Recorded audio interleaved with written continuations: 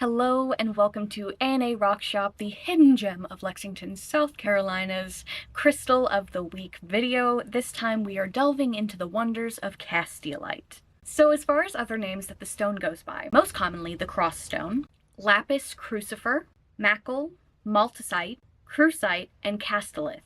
As for locations that it can be found, number one is Spain, where it was the first place that it was recorded being found. But other places that you can find it is California, Massachusetts, Australia, France, and Russia. Its typical colors are brown, green, pink, black, and gray. Chiastolite here is a very rare form of andalusite.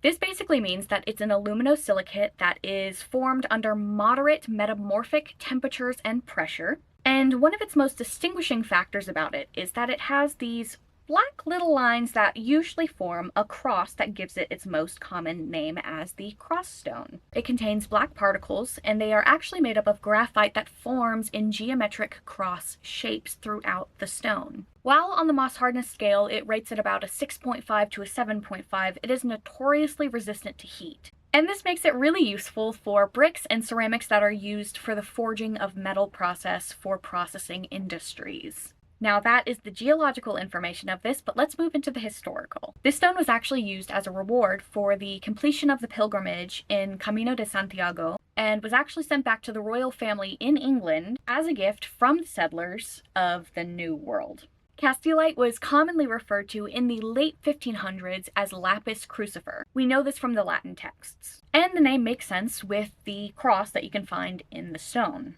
But later, this mineral actually adopted the name Chiastolite from the Greek term Chiastos, which means cross. But this stone was popularized by religious Spanish pilgrims for its high regard for it being a protective talisman. That's about all you need to know for the rundown of the historical information, so with that, let's move on to the metaphysical. Its chakra is for the root, so it's really good for the grounding, the foundational thing that you need to build off of. Its zodiac will be Libra.